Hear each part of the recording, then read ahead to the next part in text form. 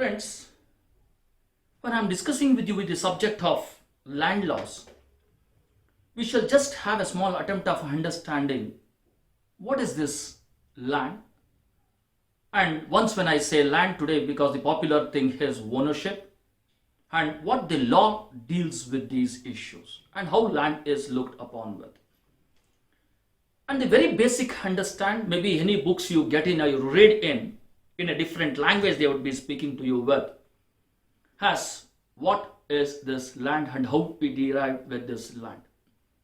In fact, we say, we accept, and it is an universal truth is also this, that land is a free gift of nature, because nobody can create a land or nobody can form a land as such.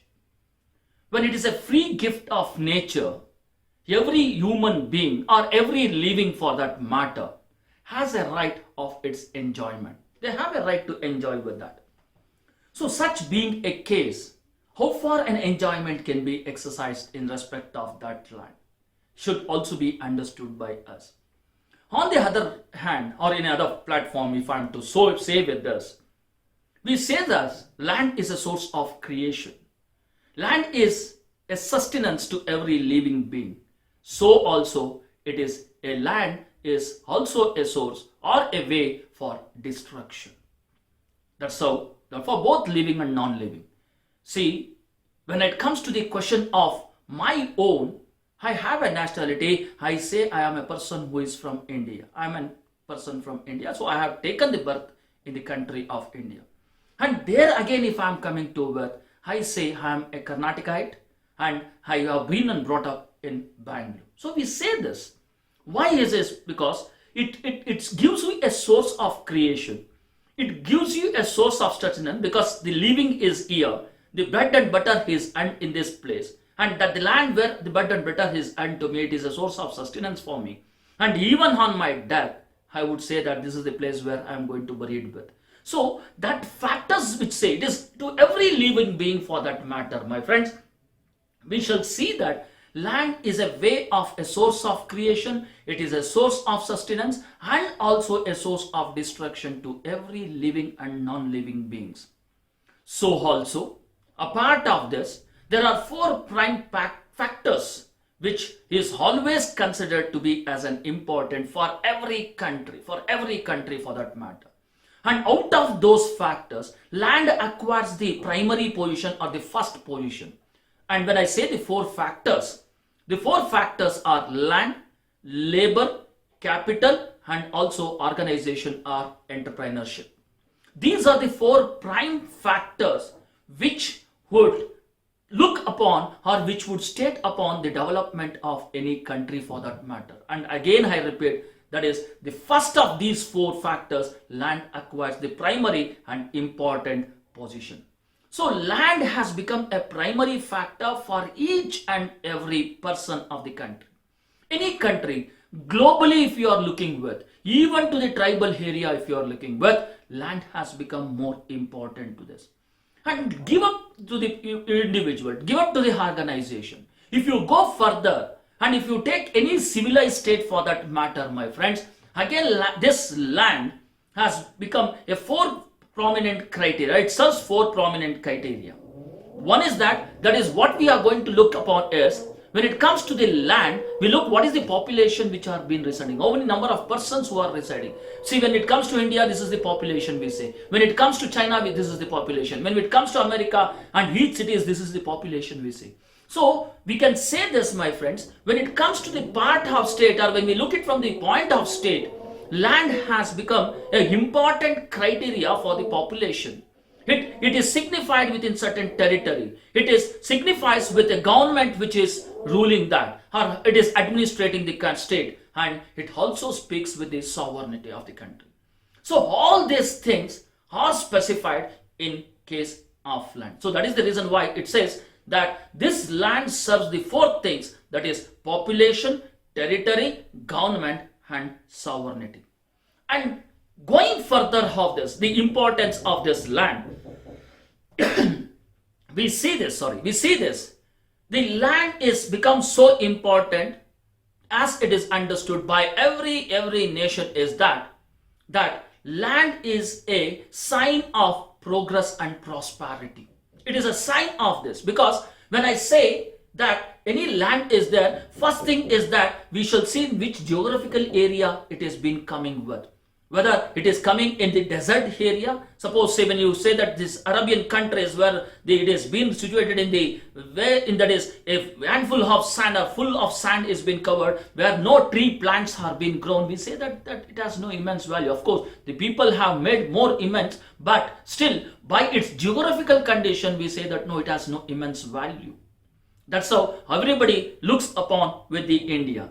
And that is the reason why we say that, why I say it is a part of progress and prosperity of every state or every country. It is that because, my friends, we see where the geographical area of the land is situated, what is the yielding capacity of those lands, and what is the intense value of those land. All these things is considered. Probably it is for that reason we say the whole country looks on the part of India, or the whole country looks with the eye on India, because it is well understood that India is a rich country. Though we are a developing country, though we fancifully we say we are developed, but still we are underdeveloped only to some extent, I can say. But though we say we are in a developing country, it is admitted and worldwide they are saying India is a developing country and fastest developing country. But what makes the richness of the country is the geographical condition in which India is situated.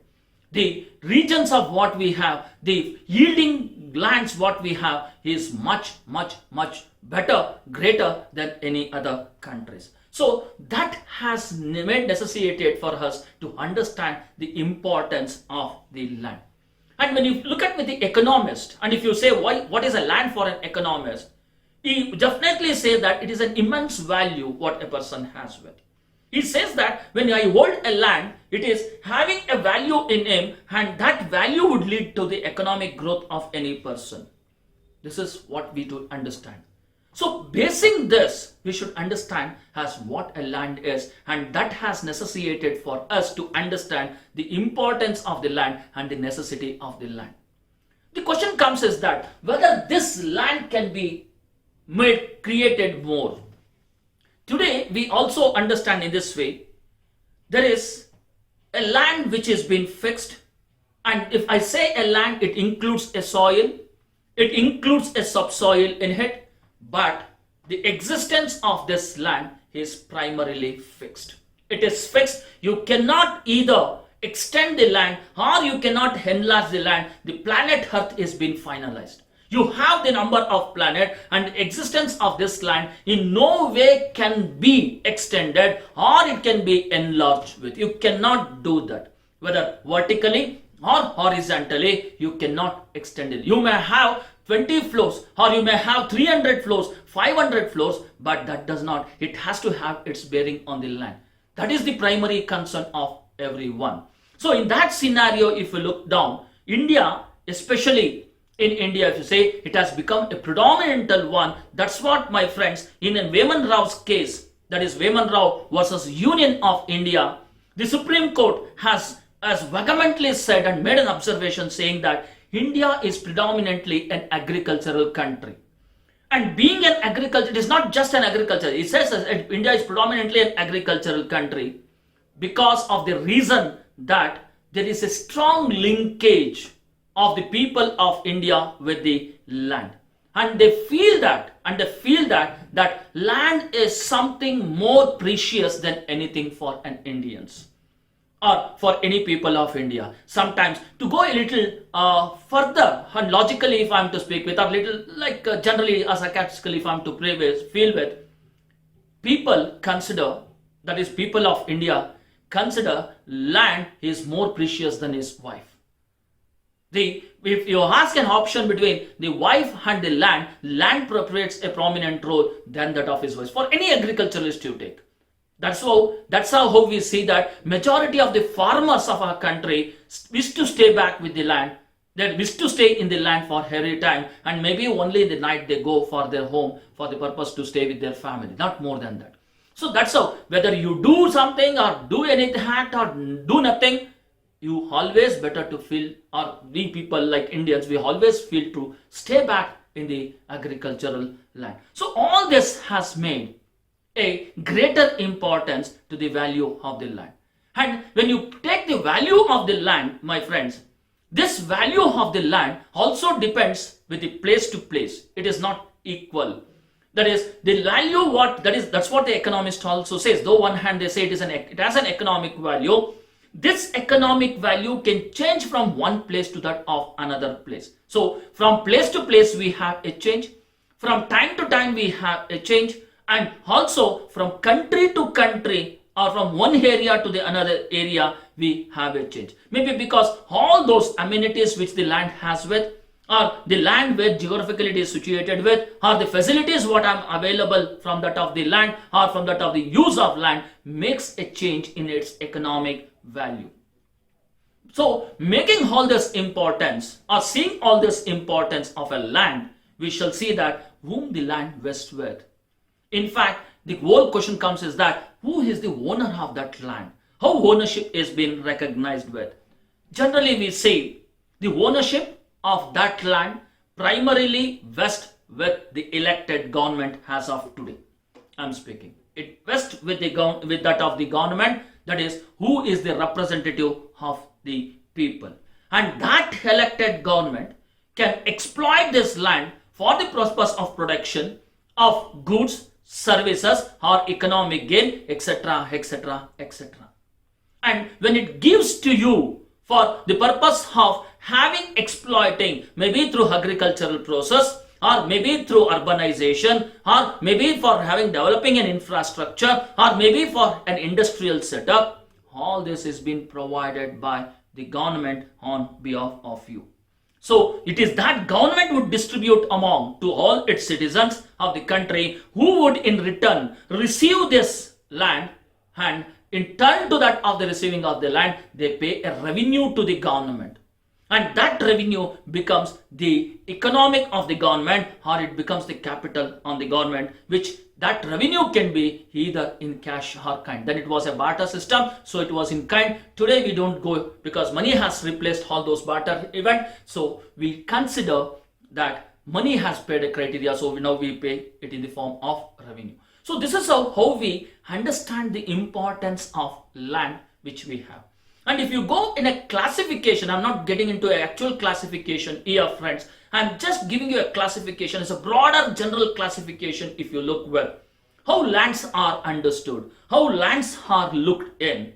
We have urban land, we have rural land, we have forest land, and we also come across with seabed area. And of course, oceans are even at the underneath of the ocean there is a land, but as we cannot enjoy, as we cannot stay, humans cannot stay. Of course, living beings are also there, but humans cannot stay. We are just excluding that part of the area. I am only taking from that of the land which could be used with. So on the basis of this, we shall say, again I repeat, urban land, rural land, forest land, and seabed area. And this land is again, it could be classified in this way on the basis of its use. One is for residential purpose, one is for agricultural purpose. Again, agricultural purpose can be even classified into dry land, wet land, or when the land is not used for agriculture, then we say that it is non-agricultural purpose, or we also say it as wasteland or a grazed land. So in all these varieties, we can have a look on that of the land as how land is constructed with, how land is being built up by the nature.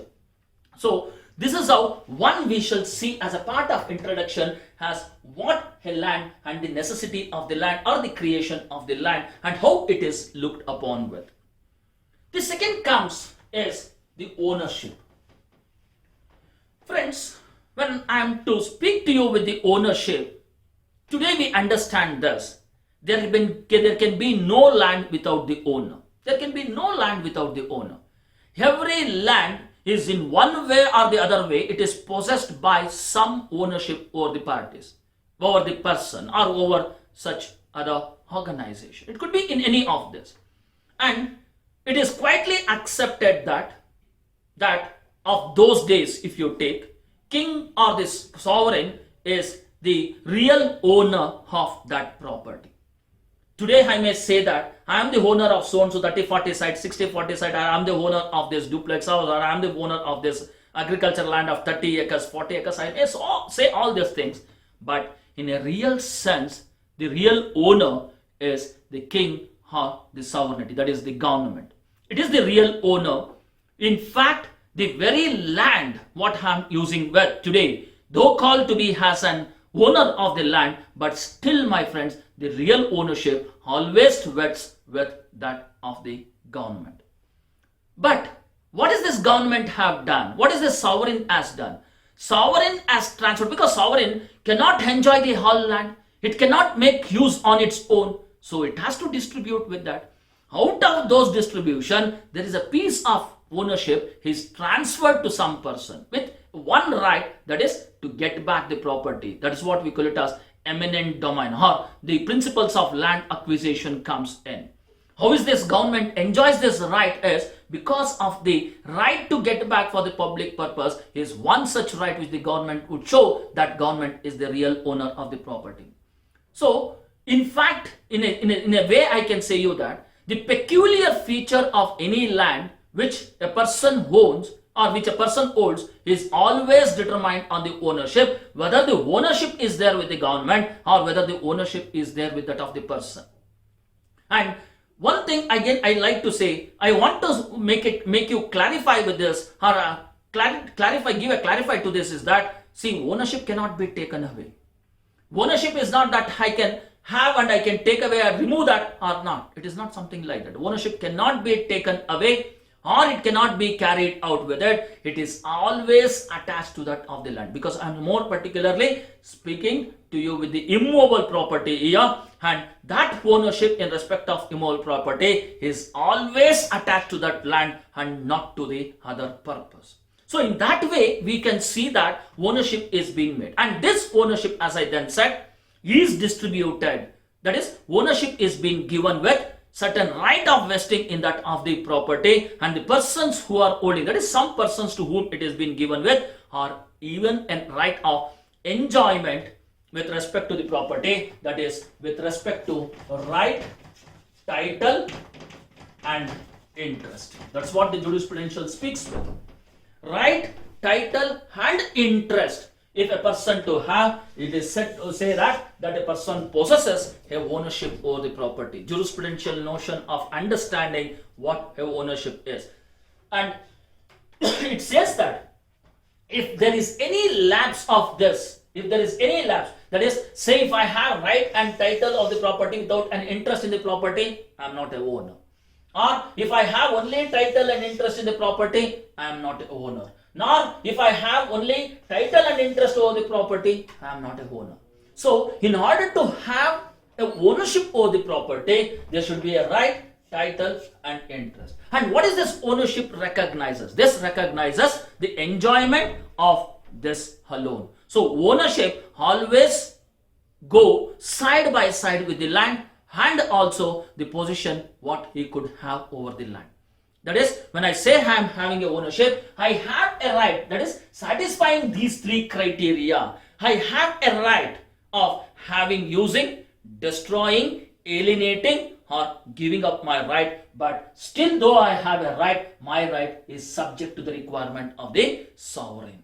So in only to that limitation, my friends, we shall see that ownership is there. That's the reason why we say that the ownership in the land always remains, that is, the right of ownership, the primary ownership of the land always remains to be with that of the government or that of the sovereign, and it is we who are enjoying the property is only holding an absolute interest in the property, absolute right of ownership of the property. That is, when I say absolute ownership, means I have been given a right of enjoying the property, making use of the property, get benefited out of the property, and nothing more than that. So this is the truth we have to understand, that my friends, ownership is just a fiction. It is nothing but it is just a fiction. It is been convinced and I can say that is just when a right is being given to you, when a right is being provided to me, it is that right I am given a right of enjoyment, right of interest, right to have this the property in my name. All is being given to me, so that we can say that it cannot be seen, the ownership cannot be seen, it cannot be conceived by me. The title is there, the title is on the books, maybe the books would give me the right, but I cannot conceive it, or by a way I cannot have a right to carry that. It is only given a right of enjoyment, where the enjoyment can be in this form also, that I can exclude the others from interfering into my right. I can exclude the others from not interfering or not hampering my right in respect of my ownership. So this is how ownership is looked upon. And to go further upon with this, so when I have a right, do this right of ownership of mine will have a right to object any other person? No, it is not at all that. See, when I am having a right, say for example of this is the boundary of which I am using the land. This is the boundary. Maybe say for example, this is 3 hectares of land. 3 hectares of land I am using with. Now, is that enjoyment of me to the 3 hectares of land is absolute, complete, though we say it is an absolute right of ownership? Is it complete with another? No, it says ownership, my friends, differs from one legal system to the another legal system of another. We have a limitation even in my right of ownership. And though we understand saying this, ownership is a trinity of right, bundle of right which it carries with, but this right of ownership, the right of enjoyment of ownership is something, it is different. I may have a profit to be made. I may grow, I may enjoy all those fruits of which I am going to get in. But my friends, we shall see that my ownership over the property is subject to the restriction of my neighborhood. I should always say that. See, when I say I am the owner of this 3 hectares of land, I can only enjoy the property to this extent. But can I stop the water that is being flowing in my land to the adjacent building? Can I stop the groundwater flowing from my land to that of another land? I cannot do, because I am no way a master of that land or the master of underground usage of the land. So that makes us understanding this, my friends. I can only, that is, ownership is not complete in your right, not completely. A simple another example I can give you is that tomorrow you come across with this. Now you are the owner of this 3 hectares of land. Fine, you can enjoy, you can make use anything that you want with. Fine, everything is fine. But when it comes to the absolute enjoyment, we have an exclamatory mark there. How far an absolute enjoyment? An example like this. Suppose say tomorrow there is a petroleum product or a valuable minerals has been found in your land. A valuable minerals has been made out in your land. It has been discovered. Now, when the valuable minerals has been discovered in the land, can you have a right to object that? The government suddenly comes in, acquires, fences it out, and say that no, you cannot use the property. Then where is the question of absolute right comes in? The question of absolute right is somewhat, I can say, very less. Maybe I can only say you is that ownership of land, when I speak to you with the absolute ownership, because that's how we say it. Absolute ownership, when I say my absolute of ownership is subject to, again, with the limitation. Sometimes it may also so happen, my friends, the owner may own a right of over the things of the land property, but sometimes the right what is enjoying is again subject to the restriction of the other property, that is neighborhood property also. A beautiful example I can give you is, maybe while you are studying Transfer of Property Act, you would have read easements there. The right of easement is one such criteria. So I may have a restriction, and also sometimes I have, by virtue of easement I shall also have a right, like right of way to my land. Suppose say there is no other way, there is no other road, I have to pass through the land of this person, so the right is there. So I do get a right over the land of other person too. That is what we call it as right of easement. So there the question comes is that the question that is when I say the word absolute ownership is subject to the limitation, my friend, subject to the restriction. But only thing is that in order to show the right and the nature of right that you enjoy all this right, title, interest, a proof is required for that. For that we shall make it in writing, and that ownership over the property becomes the subject of proof of your title over the property. And that ownership can always be proved by the title. And that's what the modern jurisprudence also recognizes with. When you speak with the ownership, of course, one modern jurisprudential thinking goes is that possession is the point of ownership, it says.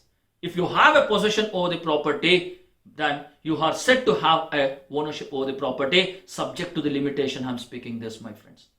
Because mere possession over the property is not good enough to show the title. It is subject to the limitation. That's what modern jurisprudence says, that if you have a possession of the property, the court shall presume that you are having the owner unless where it is contrarily proved with.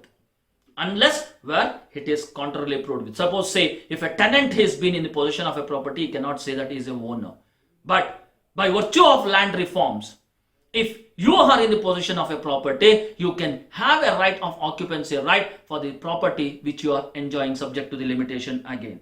So ownership here implies to you with the perfect right, title, and also, my friends, right over the property, and also with the possession of the property which is given to you with. So this is one criteria we look in as how ownership. Now this is from the individual scenario, individual person. But when it comes to the state, when it comes to the particular area, geographical area, how the boundaries are looked with, how the land is looked with, how ownership is assessed with. See, we have a provincials, is it right? We have Karnataka, Andhra, Telangana, Tamil Nadu, Kerala, Maharashtra, Gujarat, so on and so forth. We have all this in our country. We have different states, and all are being bounded or with the geographical area. All are bounded with geographical area.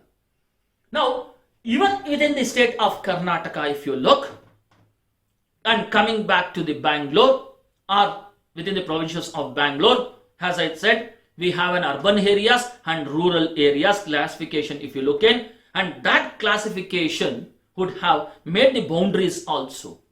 And when I say boundary, my friends, as soon as the human civilization has taken birth, of course, even much before the human civilization, I can say, where the so-called the remote tribal people who are there are not allowed. There was a very beautiful video clippings that has come very recently, maybe about 2-3, just recently of 2-3 years back. There is a place where in Andaman and Nicobar Islands, where the people of tribal stays there, and nobody's are allowed, no people are allowed to enter into those tribal areas. Look at this. The boundaries are marked. They claim to have ownership. They claim to have a right of enjoyment over that area, not allowing any other person. So I can say that even a remote tribals do have a right of enjoyment over a particular area. They are not coming to our area. They are not coming into urbanization. They live in the place where they are in, and they say that it is land of ours. So it is not just a human civilization, but human civilization has gave a way for fixing the boundaries of the land. That is, what extent is for an urban purpose, what extent of the land is for used for agricultural purpose, and what extent is being considered for semi-urban purpose, so on and so forth is recognized there. So we shall see this, my friends, where if a land is used for a particular purpose, especially if I am to take, because we are more concerned with the agricultural land, that's what the entire land law speaks upon with. It speaks something with the agricultural land. So I am just taking the criteria of an agriculture, where if a land is used for agricultural purpose, then this land which is used for agricultural purpose is designed or is being designated with certain name. In olden days, of course, today what we call it as a village. Now Kannadadalli grama anta ಹೇಳ್ತೀವಿ. This is village, what we use, it is an English word what we are using with. And this village in olden days, it was commonly accepted, fixing the boundaries of it. That is, those people who are of having an equivalent groups, they used to come together, they used to have the land, hold the land, and for this purpose, that is what they are holding, they used to pay a land revenue. And even for the fixation of land revenue, for the purpose of their holding, my friends, in an official language, it was called. Now we call it as village. Fancifully, when speaking in English, we call it as village. But today, in those days, not today, in those days, it was called in a different name. They used to call it as delegates. D-I-A-L-E-C-T-S,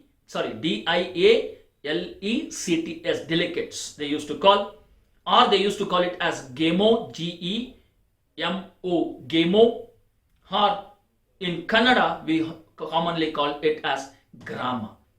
So, we have a fixation of boundaries where that boundaries would speak the importance of the land. That district would speak the importance of the land. That's how we understand what a land is and how land is looked upon with. And another simple question always comes to us is that when you say land, what is that village? What is the area that it covers with? Because as soon as I say, when I say it in Kannada, I'm going back to my village, or I'll go to village and come back, does it mean to say that I'm going only to my house there? No. As soon as I say village, it is nothing but, though it may say on one hand, I'm going to my house, but it is a collection of houses. And it also denotes to the land which it is holding by that group of people, that is group of houses or group of people, and where that land what they are holding and what that land is put under cultivation. So in a way I can say, when I say a village not only covers the houses of the person, but it includes all those person, all those area where the person lives, the houses, and use it for cultivation, or those land which are being used for cultivation also comes within the ambit of the village, and those are being considered with. Unlike in urban areas, also we see this. The same differentiation is being made there. In urban area, we see urban area, and this urban area or urban land is subdivided into another one more is suburban areas. So each of these areas are governed by a different land records of its own. That is, in those areas, that is in case of rural areas, we call it as survey number. When it comes to urban areas, we give it a number of saying so and so, number 1, number 10, 20, whatever it is. Or we can say kata number, we can say. So in this way, we will be dividing the number of areas, and we recognize the areas in that. So this is how we say. But basically, if you go as ascertaining how a land and how ownership over the land is being recognized, if you just trace out, or if you just look out as how did this come up, how did the owners come up with, I can say you that the England was the first country who came out with the concept of ownership in 1340. Who came out with the saying that there should be a owner.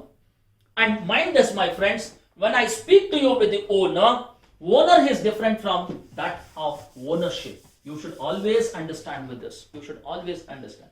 See, we use two concepts. One is the owner and the other one is ownership. How is these two different? See, when I say it is the sovereign or the owner, the king is the owner, the government is the owner. And what is that you are holding? I am holding the ownership over the property. Ship is there, the headed word. When I say ownership, I am given a right of absolute interest. I am given a right of ownership over the property for my enjoyment.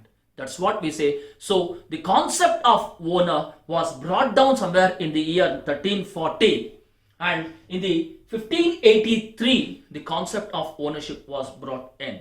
And by giving you a ownership, it said that an absolute right is being given to you to the right of enjoyment of the property along with the possession of the property.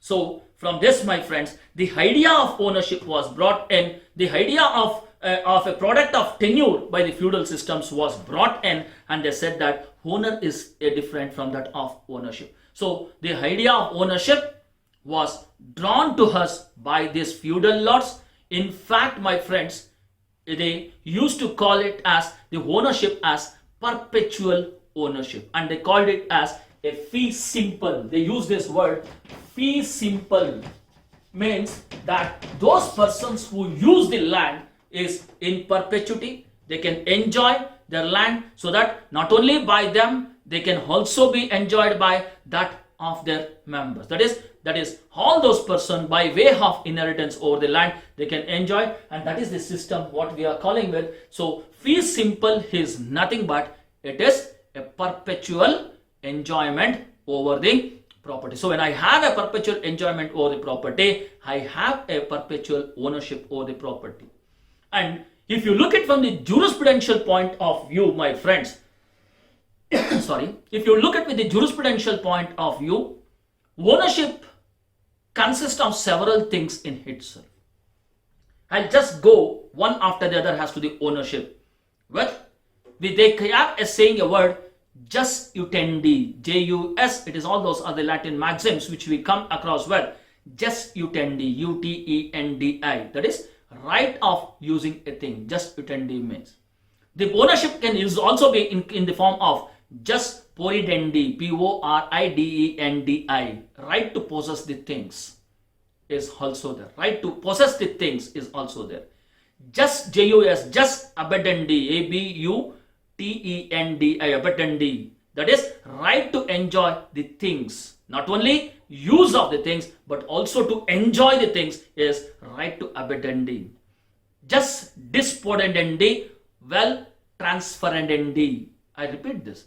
Jus dispodendi, dis P-O-N-E-N-D-I, D-J-U-S, jus dis, D-I-S, P-O-N-E-N-D-I, podendi, vet, V-E-L, well, transferedendi, T-R-A-N-S-F-E-R-E-N-D-I, transferedendi, that is right to dispose the thing or right to transfer it by way of sale or gift, etc.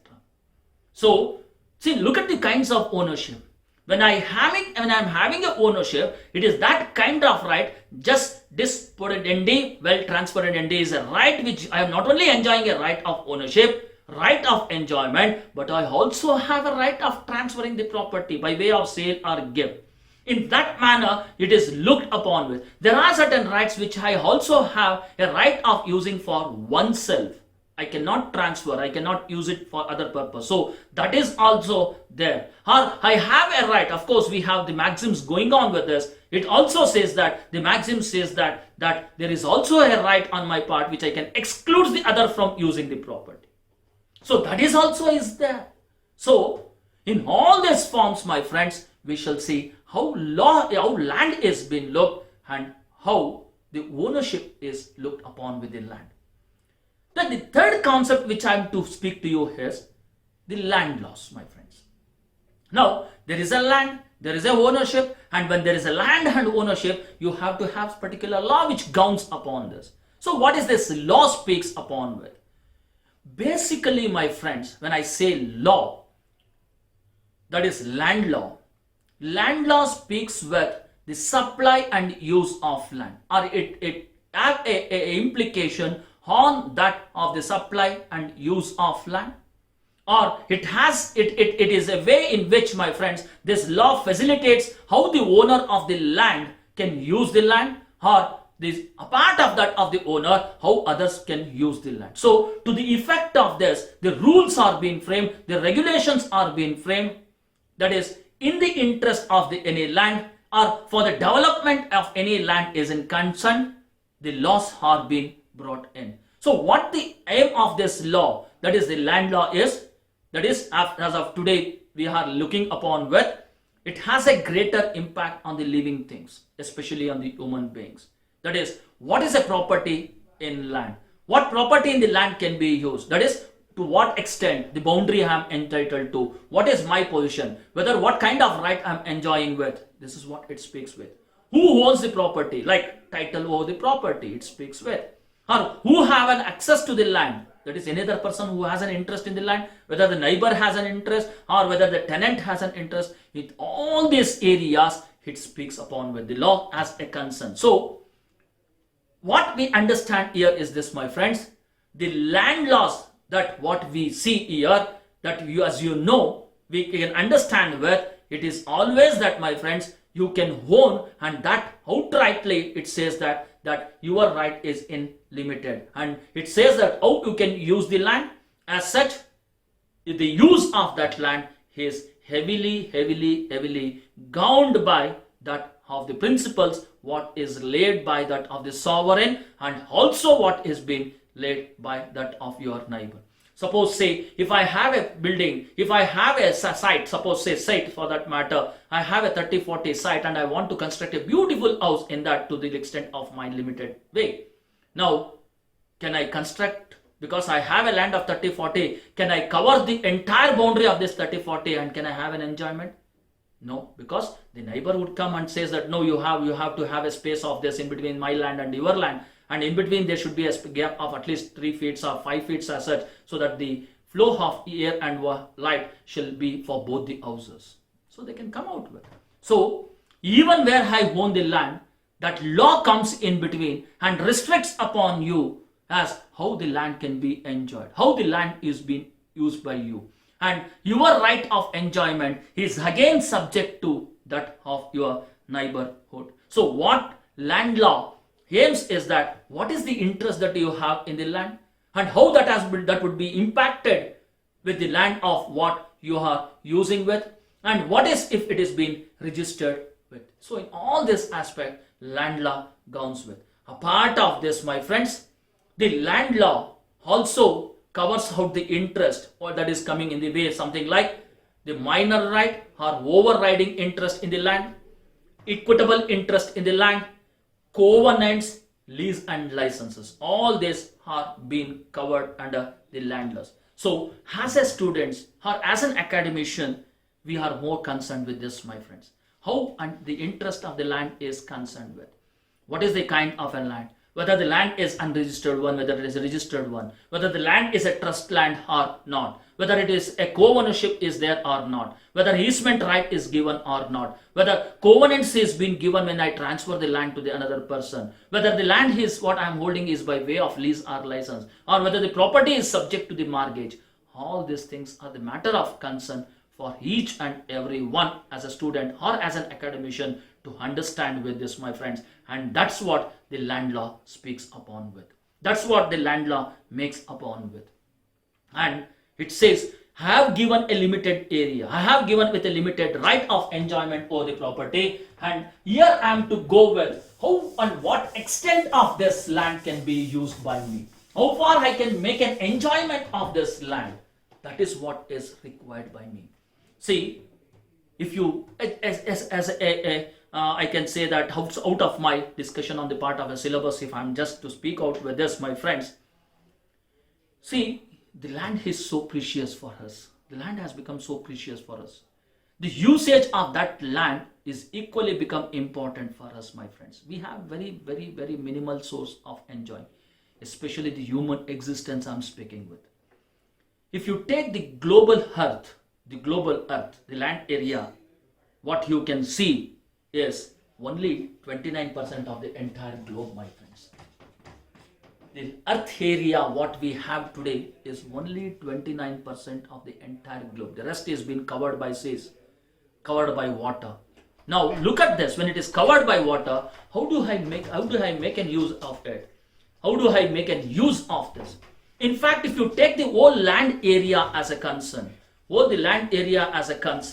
then we see that the whole earth area, that is, I'm speaking only with the earth area, we come across with 14 crores, 89 lakhs, 50,000 and 800 square kilometers is the total earth area. That is the total earth area we are having with. And out of this, in India, if I am to speak with, we have only to an extent of 32 lakhs, 87,263 hectares of land is being put under use. And out of this area, it is covered with mountains, hills, and some of them are left barren, and some of them are dry, some of them are wet. All these things are there. So it has become so important with the limited resource what we have. I'm speaking this globally and also in this Indian scenario.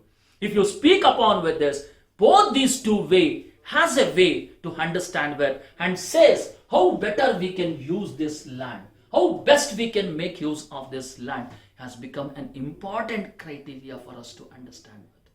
And that makes an importance for a student of law or for any subject for or any and I say subject in the sense this subject is not only concerned to that of a law students but also to every person of the country to understand the resources that what I am getting here from out of the land or the resources that is surrounded to the land, how best I can enjoy with this, how best I can make use of this is to be understood. The importance has to be understood by me.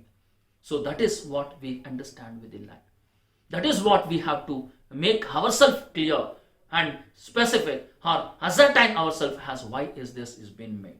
And what is the definition?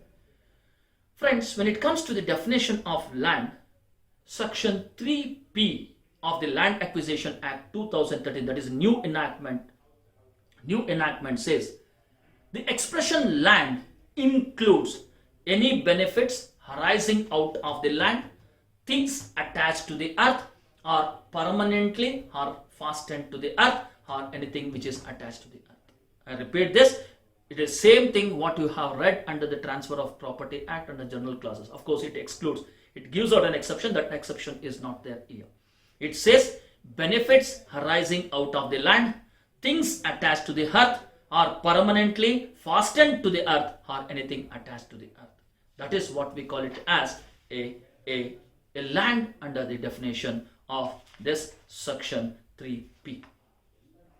But on the other hand, if you look under that is under the Land Revenue Code 1879, land is, it includes anything which is attached to the earth, things attached to the earth or fastened to the earth, or either it says that it also goes little further and says and also include any shares or charge on the revenue or the rent of the village, or we can other way it is defined as portion of the territory which it is holding is also to be considered as a land for the purpose of Land Revenue Code.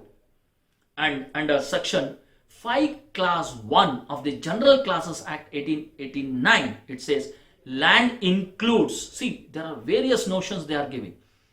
When you go with acquisition sense, that is things attached to the earth, land, things attached to the earth, fastened to the earth or anything which is attached to the earth. But when it comes to the Land Revenue Code says that a part of these things, it also includes the share in or the property or charges on it or the revenue is just been received by way of rent of a village or as defined by the portion of the territory of that particular area. Even that is to be considered as a land. And when you look at from the General Classes Act, that is 5 class 1, that is the General Classes Act of 1889, it says land includes house, building, corporeal, or in fact when I say corporeal, it means to say that corporeal elements or tenements of the person or any tenure of the land which they are using. So the word here excludes the house, includes the houses or building which is being given to or restricted to the tenements or some particular tenure. It includes those things. But when it comes to the housing facility, it excludes out those areas. But otherwise than this, my friends, it says land includes house and building, corporeal elements, tenements and any tenure, unless where the words are excluded the houses from, that is excluded the building or house from that of the area. So otherwise it is an inclusive definition. This is how we see that, my friends, the land has become so important. Now when you get into the classification of this land, friends, classification of land are based on different bases. Then I was saying you a classification, friends. As a broader classification, we can say urban land, rural land, forest area, seabed area. We can, as a broader classification if you look. But when it comes to the classification, actually in terms of land laws, we see a classification made under the Land Revenue Act, a classification made under the Land Acquisition Act, and also in terms of Land Reforms Act. Of course, all these three things may have the classification in a one sense, but in a different way of putting it across. But as a broader classification, if you look, as how the classification has been made with respect to the land, we have two scenarios of making a classification.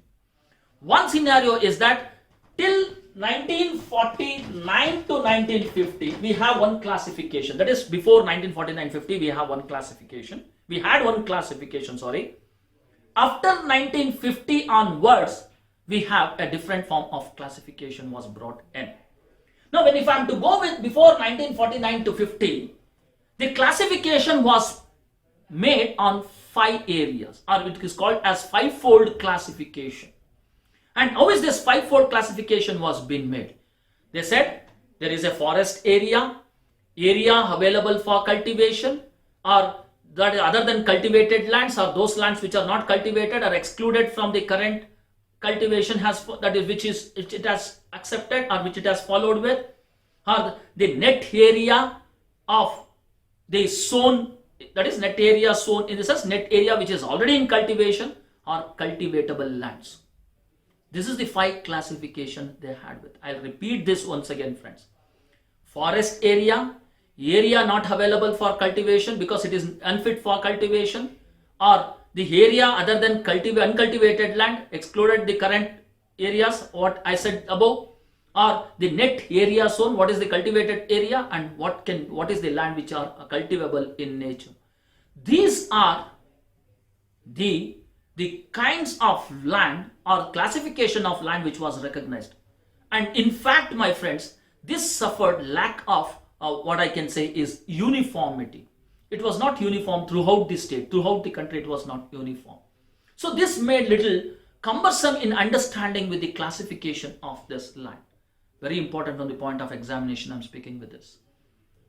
But after 1949-50, they came out with a revision of classification, and this classification had been accepted by all those states and adopted since 1950-51 onwards.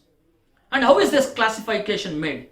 There was a primary classification. Of course, we have different classification again here too. The primary classification is that they said that is one is, they say that is the primary classification they came out with, that is land. The land can be cultivatable land, grazed land, and also they considered it as forest land. So these are the 3 broad classification they gave. I'll repeat this. The primary cultivation is that is cultivated land, which also said that uncultivated land, uncultivated, grazed land, and forest land. These are the primary classification you can make with cultivated, uncultivated, grazed land, and forest land. These are the primary classification they make with. But apart of this, we come out with the classification. Again, this classification can be made in this way. Suppose if you are going to have a classification on the basis of this cultivation and uncultivated land, if I am to take with the cultivation land can be divided into dry land, wet land, irrigated land by tanks, irrigated land by canals. So, or land which can be of this way. Now, how is this dry land being made? If you take here a dry land, this dry land is again classified into 3 ways. That is, 1, dry land has a chalk soil. I repeat, dry land which is of a chalk soil, which is unfit for cultivation. You cannot even do anything for its cultivation. You can't do anything. That is 1, which consists of limestones more oftenly, chalk soil, or the land which has a black soil, which is fit for black cotton soil, which is fit for growing black cotton, or Bhagat land we see. Bhagat land is those lands which are there near the princely states or with that of the mountain areas, Bhagat land. So these are the 3 lands which we come across in the dry land. And when it comes to the wetland, in case of wetland, my friends, we see that those land which could be cultivatable only by the means of wells, and there again in case of wells we have 2 division. If I am to cultivate my land by the source of well, I have 2 classification here, that is surface well, that is in all rural areas the orthodox way of picking up the water, getting the water was through the well. So that is one area, and the latest development is tube wells, that is bore wells we call it as. So whether it is cultivated, whether it is irrigated by the surface well, or whether it is irrigated by the tube wells, this is another classification they made, because for the fixation of revenue, these are all the matters of consideration. And it also says that the wetland is one by the source of water, that is by well or tube well, whatever it is. The second one is that where if the land is irrigated by way of tanks, the tanks is being constructed, the ponds are being constructed, then through that of the pond, if I am taking or drawing the water, then again we shall say it is one kind of a land. Then the third one is that in the same wetland, irrigated land under the help of canals, that's how we make a classification of A class, B class, C class lands. Canals, that is whether those canals are brought under, that is ಚಾನಲ್ಗಳು ಅಂತ ನಾವು ಹೇಳ್ತೀವಿ. I mean, in fact, Kannada we say it is ಚಾನಲ್ಗಳು, ಆದರೆ ಕಾಲುವೆಗಳು ಅಂತ ಮಾಡಿದ್ದಾರೆ ಅಂತ ಹೇಳ್ತೀವಿ. So whether those lands are constructed by way of, I mean, canals are constructed and the irrigation is being made through that of these canals, then what kind of canal it is, in what scheme it is being brought out, whether it is being brought under minor scheme, whether it is being brought out under medium scheme, or whether it is being brought out under the major scheme, that is maybe by the central government for that matter. So under what kind of schemes it are being brought in is also equally important to fix the revenue of the land. So the classification can be made as a dry land and wet land. And the third classification, if you are going to make, it is for the sealing purpose. That is, when it comes to the sealing purpose, for this land classification on the sealing purpose, we shall say urban land, rural land. Whether you are in the urban area or whether you are in the rural area. This is one way of classification. The fourth classification is the crop pattern, or based on the crop pattern. That is, what is the food crops that you are going.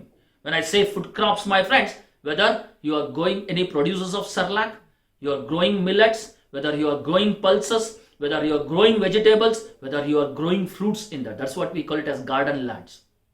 So the classification can be made. Or if you are growing any commercial crop, what type of commercial crop, whether it is an oil seed, cotton, jute, sugarcane, or other commercial crops.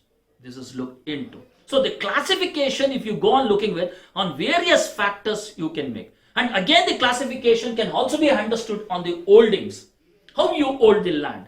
Suppose, say, if my holding, especially an acquisition, this makes an important area. Sorry, under land reforms, this makes an important area. Whether I am a marginal holder, whether I am a small holder, or whether I am a medium holder, or whether I am a large holder. And how this holding is categorized. Suppose, say, I am a marginal holder. That is, where if a person happens to hold a land below 1 hectare of land, I am said to be called as marginal holder. If I am to be called as a small holder, then 1 to 4 hectares of land. If I am holding, I am called to be as small holder. If I am holding a medium holdings, that is 4 to 10 hectares of land. Each hectare is equal to 2.47 acres of land. So if I am to hold this hectares of land, and if I am to say with large holder, then more than 10 hectares of land. So on the basis of this also, we can see the classification of lands are being made. And even otherwise than this, the classification of land are also being made on the that of the ownership. And what is that ownership? It says whether it is your own land, or whether it is a leased land what you are holding, or whether the land is being subleased, whether you are holding by way of tenant, or whether you are holding as a laborer. All these things becomes important. So this is how, my friends, we get into the classification of the various kinds of land. Very, very, very important from the point of examination, my friends. They go in classifying the various lands, like, again I repeat, I memorize you back saying this, how classification generally rural, urban, forest, seabed area. But what if after what the classification was been made, and later on when you go into a specific classification, what if before 1949-50 and what after 1949-50? When I come before after 1949-50, we categorize into dry land and wet land. I mean, principally we go it as cultivatable, uncultivated land, grazed land, forest land. But this again can be done it as dry land, wet land. And if it is a wet land, that is by tanks, by canals, we look in. And if it is by way of sealing purpose, we also look, we have a classification. And if it is by crop pattern, we have a classification. If it is a commercial crop, we have a classification. If it is based on the holding, we have different types in that. And if it is by ownership, we have a different in that. So on the basis of this, we shall see that the classification can be made as to the holding of land, my friends. So this is how we can see that the importance of land, has how land has come up and how land is looked and what the laws speak upon with. I again repeat with this, my friends. Land law basically aims you at having providing you that how the laws are being looked. That is how the land is there, how you can use the land, how the supply of land should be given, should be made. So the law is only made, all those land laws what we have, it has just made to facilitate the usage of the land. It has just given you to facilitate the usage of the land as how land can be used for the benefit of this society.